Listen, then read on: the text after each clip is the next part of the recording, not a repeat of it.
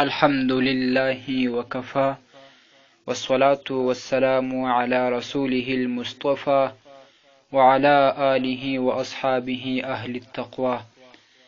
معزز ورونو، یو ورور پوښتنه کړې ده چې په لیټرین کې می احرام تړی، نو هلته رش و کش و ډېر درازه څو واره را باندې وټکېده.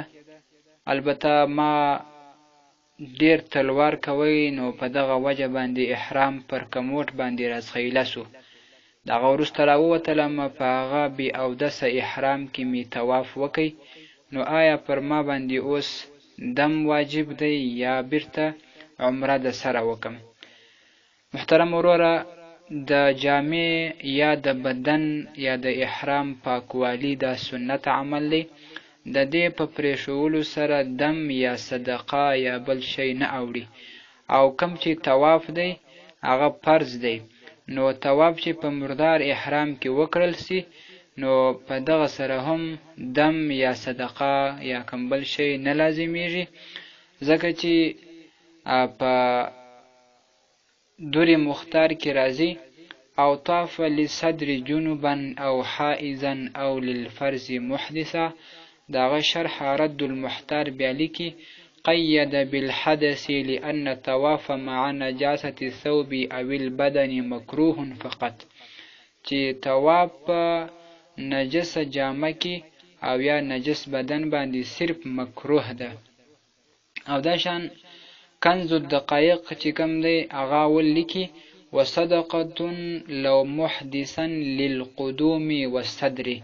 داغه شرح بحر الرقیق لیکي: قید بالحدث لأنه لو طاف وعلى ثوبه نجاسة أكثر من قدر الدرهم فإنه لا يلزمه شيء. پر ده باندې یو شی هم نه دی لازم چې تر یوه درهم نجاست پر بدن یا جامه باندې زیات وي، لکنه یکره، صرف مکروه عمل دی. هغه هم په دې وجه باندې لادخال النجاسة المسجد، چې و مسجد شریف ته نجاست داخل کی. البحر الرقیق شرح د کنز دقایق جلد 3 صفحه 19 او پاکستانی چاپونه جلد 3 صفحه 222. دا شان لباب المناسک هم دا رخی په صفحه 392 کې، او بدایع الصنایع هم دا رقم دغه مسله راخي چې شی ور باندې واجب نه دی یا صدقه یا دم، طواف صحیح دی، البته صرف مکروه ده. او بحر العمیق دا راخي په صفحه 1115 کې چې اذا طاف فی ثوب نجس اجزأه ولا شیء علیه، پر هغه باندې یو شی نشته، هغه طواف صحیح دی.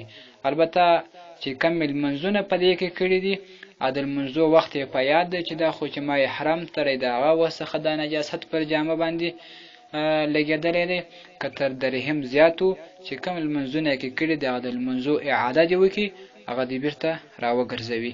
والسلام علیکم ورحمة الله وبرکاته.